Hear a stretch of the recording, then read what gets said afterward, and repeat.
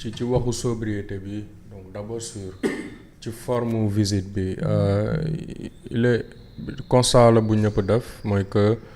buñ ko comparé ak tournée économique gu président Sall yi c'est très différent c'est très différent en termes de mobilisation ci forme bi daal du benn gis nañ ni bii dafa gën a calme y a moins de y a eu moins de gens y a pas eu tout le faste le folklore là bi ñu daan tàmm di gis léegi nag loolu lecture yi mën na ci différer un peu c'est-à-dire c'est soit c'est un choix que de la présidence de ne pas faire trop de bruit wala ça s'est imposé à eux mooy te man je sama xel loolu la ma gën a jox parce que ab mobilisation wala tertu du présidence moo koy ci contexte mu mel nii ci ab tournée économique du présidence de la république mooy organiser mooy mobiliser ce n'est pas le rôle de la présidence loolu bu dee ci bu ñu jëlee exemple président Sall par exemple c'était à son parti bi ñoom ñooy génn tertu ko surtout autorité yi nekk ci dëkk ba te nekk yor parti bi voilà donc autorité donc parti bi responsable parti yi ñoom ñooy mobiliser wu avant waaj ko tenir ay réunion président de fera ñëw ba sàngam itinéraire bi lii la point sàngam lañ koy xaar bu ñëwee ñu tertu ko ànd ak moom ba ci hôtel de ville et cetera noonu lay demee mais du président de la république moom mooy organiser naka la ñuy tertoo non du mooy organiser loolu léegi nag bu dee président de la république la boo xam ne moom du chef de parti amul appareil politique à proprement parler ab coalition la am mais amul parti moom jiitewul parti pour man loolu mën na expliquer bi les situation bu dee moom parti bi nga xam ne fa la far digganteem ak parti bi fi mun a tembe dafa ñagas pour man loolu mën na expliquer ce choix là ou cette situation là te bu dee loolu moo am du doon di choix dafa c'est une situation qui s'impose te pour man li étayé loolu mooy on a lu ci presse bi que à Tanaf y a eu 2 responsables politiques de Pastef je pense Seneweb laa ko lire ci week-end bi qui a eu 2 responsables politiques de Pastef yoo xam ne dañ leen jàpp parce que dañu doon waaj loo xam ne ndiroo nag sabotage takk ay brassard rouge et cetera bàyyi nañ leen donc information bi c'est avéré voilà donc ce qui explique pour man boo gisee les militants de Pastef ci réseau yi discours bi ñu am à l'encontre du président pour man ça aurait été risqué d'essayer d'avoir un bain de foule une mobilisation bu dee yow amoo appareil politique déjà bu ko mën a organiser bu ko mën a canaliser mais en plus de ça yow fa nga faree ci jëmmi boppam ñëpp ànduñoo ak yow wala ñëpp d'accord ñoo ak yow wala ñëpp d'accord ñu ci sa doxalin donc encore une fois foofu pour man il faut faire attention quand on dit que c'est un choix de sobriété peut-être pas forcément on ne sait pas tout mais peut-être pas forcément te yenn éléments yi comme risque sabotage boobu nga xam ne les forces de l'ordre de jouer nañ ko pour man ça va dans le sens de dire que peut-être que le président n'avait pas les moyens d'avoir ça, pas les moyens financiers mais en termes d'organisation d'appareil politique bu ñu jógee ci loolu bu ñu ñëwee ci contenu bi ci boppam ci solos mbir mi xam nga man je suis dama jàpp ne jël ab plan de développement ci ab zone géographique daa du koy tuddee sa bopp plan Diomaye en Casamance man loolu pour man ce n'est pas très orthodoxe man loolu laa jàpp dès le début si tu te rappelles loolu moo ci nekkoon sama réaction fii ci sa plateau mooy jël ab plan de développement pour une zone géographique boo xam ne xaalisu état du Sénégal moo koy financer du yow sa tur nga ko war a tuddee parce que du yow sa xaalis moo koy financer te objectif bi nga war a am mooy même boo fi jógee plan boobu perdurer continuer te boo ko joxee sa tur mooy kii di ñëw il faudra mu soppi tur bi moom tamit def ci tur bi après on va se retrouver à quoi bu doon Macky Sall dafa jël BRT bi tuddee ko boppam je sais pas moi ci lan lañ jëm quoi pour man dans une république dans un état pour man du demee noonu quoi c'est un détail mais c'est un détail boo xamante ne bii aussi pour man ça montre un peu nit ñi ban approche la ñu am de la chose parce que foo xam ne fekk nga fa PPDC su ma juum je passe sous le contrôle de Samba 2014 lañ ko tàmbali mu jeex 2020 il y a eu 23 milliards approximativement qui ont été investis. ñu jógee ci PPDC je pense à l'époque c'est Talla le frère à Fou Malade qui était le ministre ci voilà Racine Talla bu doon saytu wàllu woowu ñu indi PDCE je pense pour consolider acquis wu PPDC bi et à côté y avait l'ANRAC ñett projet plan yi may wax ni yëpp ci Casamance la jëmoon y avait l'ANRAC Puma y avait beaucoup de choses. Okay. Donc man pour man nag boo ñëwee bu fekkee ne yow sa diggee en tant que sa gis-gis ci plan yeeg agence yeeg projet yi mooy que ni dañoo bëri qu'il faut fusionner au maximum les agences il faut nangam programme yi parce que effectivement programme ak plan boo ci dégg mais day am organigramme boppam day am budget wu boppam day am koy jiite programme ba day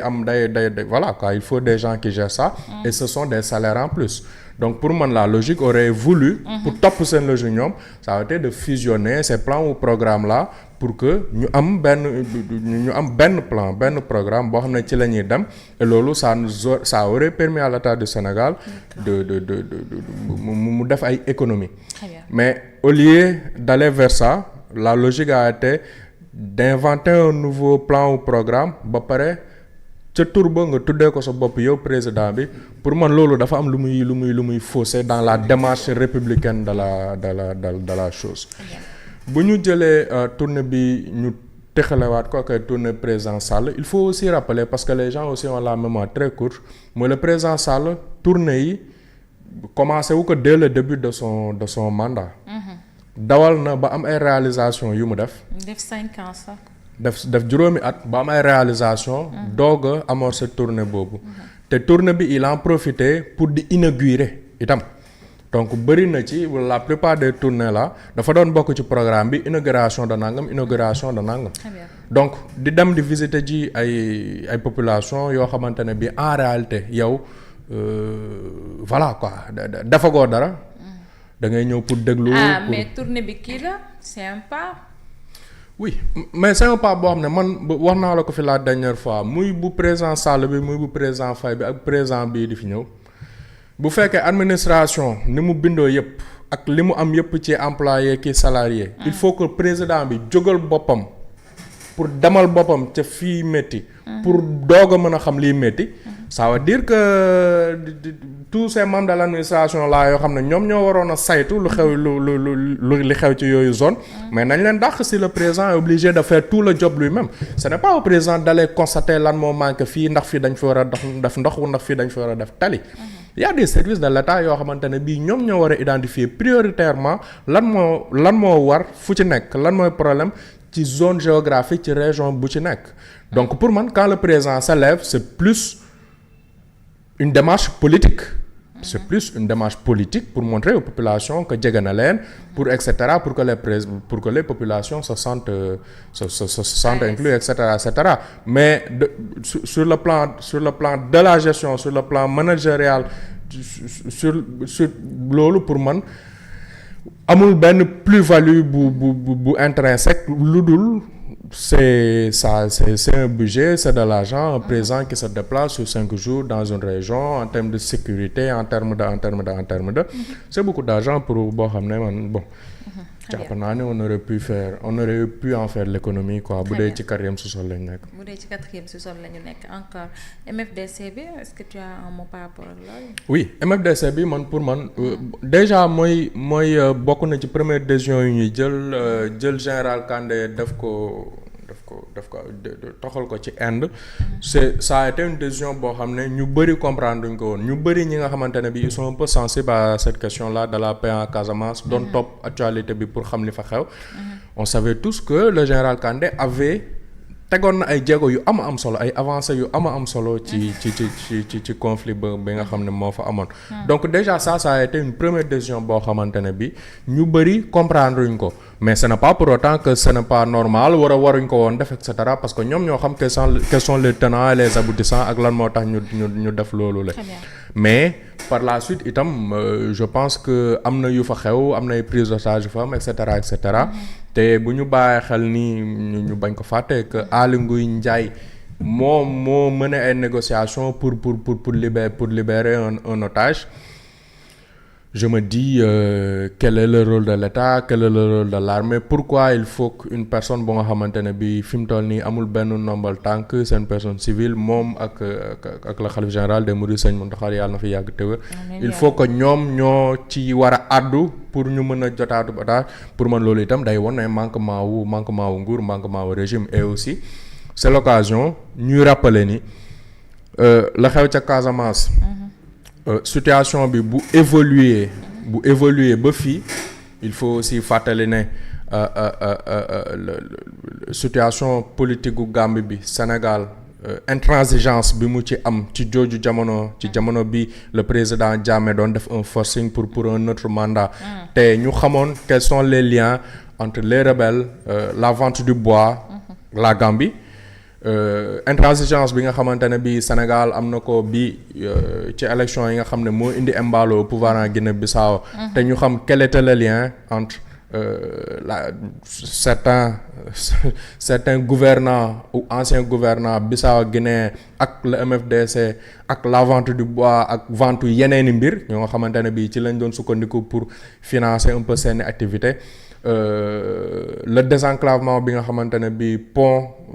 bi dox diggante Sénégal ak Gambie bi nga xam ne moo ñu permettre ñun aujourd'hui par voie routière ñu mën a àgg ca Casamance dem seeti suñu mbokk donc yooyu noonu yëpp pour man ay avancées la woon yu am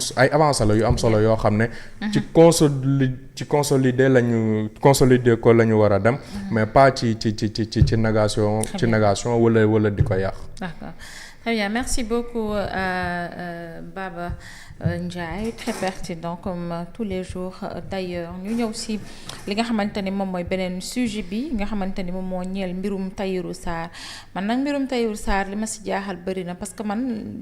bokk na si li ma njëkk a jaaxal monsieur Touré mooy nan nga ma mën a yorelee ba pare di ma tëj si l'État doit de l'argent à Tahirou Sarr lu dox si diggante mag faj ko xam nga sànq maa ngi ko doon wax